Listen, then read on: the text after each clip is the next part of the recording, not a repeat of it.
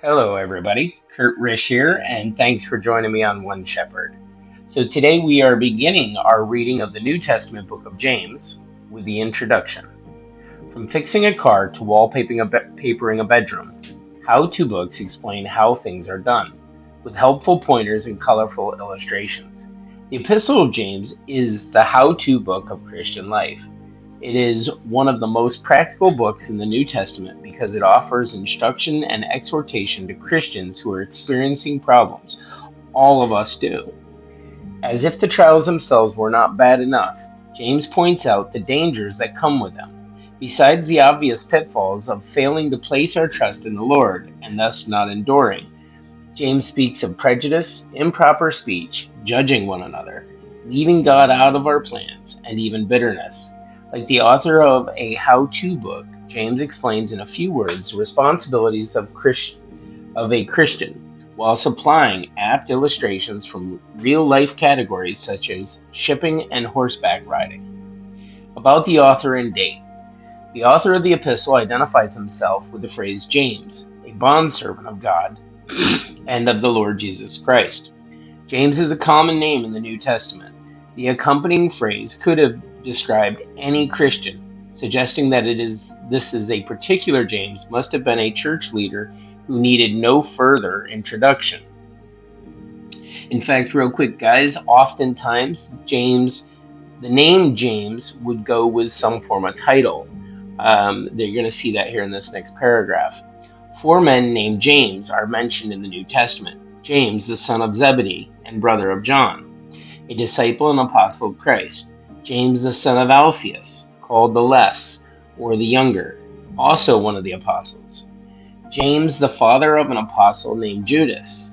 And James, the half-brother of Jesus, traditionally called the Just. He became the leader of the Jerusalem church and seems to be the most probable author of this epistle. If he was the author, it is noteworthy that he did not mention his relation to Jesus in this letter. Instead, his sole claim to authority was his spiritual servanthood to the Lord Jesus Christ. Though not universally agreed upon, the evidence is strong that James is one of the oldest books in the New Testament, since the letter contains no specific references to time or events that would indicate a particular date.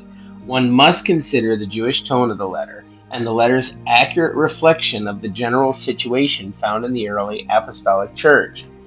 Many scholars assign a date somewhere between AD 44 and 62. The first date is the time when James became the leader of the Jerusalem church, taking Peter's place after he was released from prison in the year Herod Agrippa I died. The second date is given by Josephus, the first-century Jewish historian, for the martyrdom of James. In the end, an early date of around AD 46 seems reasonable for this letter. And by the way, guys, this was written some time ago, and since then we now have letters that are believed to have been written, or books that have been written as early as the late AD 30s. So I'm not sure where this falls currently.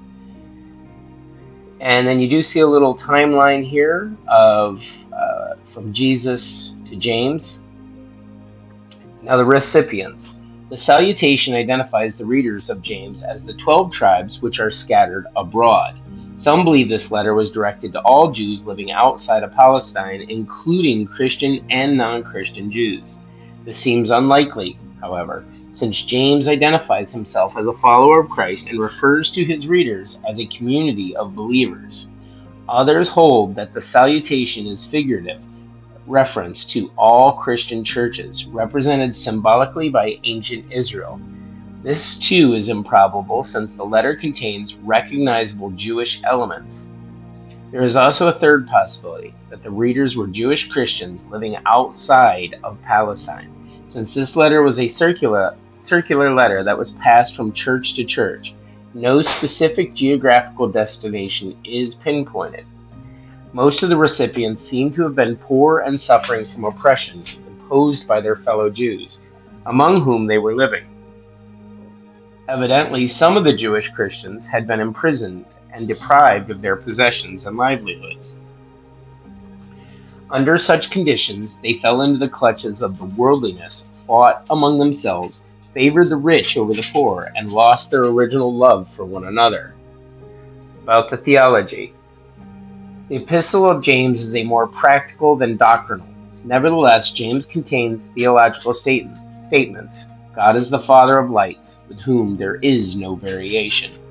Chapter 1, meaning that he is the creator and he is unchangeable. Jesus is the Lord of glory. Chapter 2, a reference to Jesus' deity. James asserts that Jesus is coming again.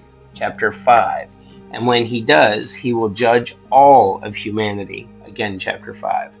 But the major theological issue in James is faith and works. Chapter 2. Many contend that James is talking about true faith versus false faith, but it seems apparent that James is not questioning whether the recipients were genuine believers. He repeatedly calls them brethren, or my brethren, or my beloved brethren. These are clearly people who were exercising saving faith. Thus, what James is discussing is faith that is alone, meaning without works. He calls faith without works dead, indicating that it was a faith that was once alive. For James' works is a natural result of faith. When a person truly believes in something, he or she will act on that belief. With this letter, James was sounding a wake-up call to all Christians. Get your life in line with what you believe.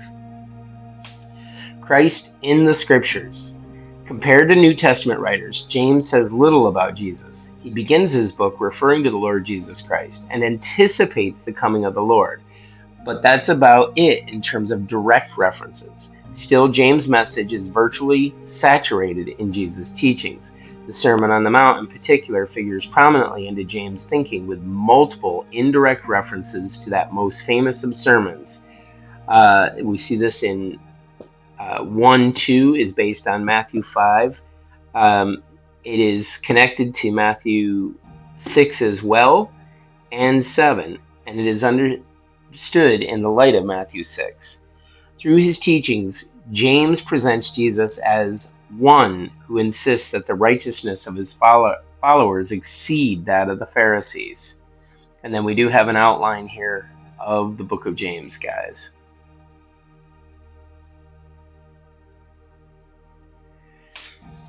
And that's it for the introduction to the book of James. Thank you so much for joining us. Be sure to like and subscribe below. If you have any comments or questions, please put them below, and may you have a great day, and God bless.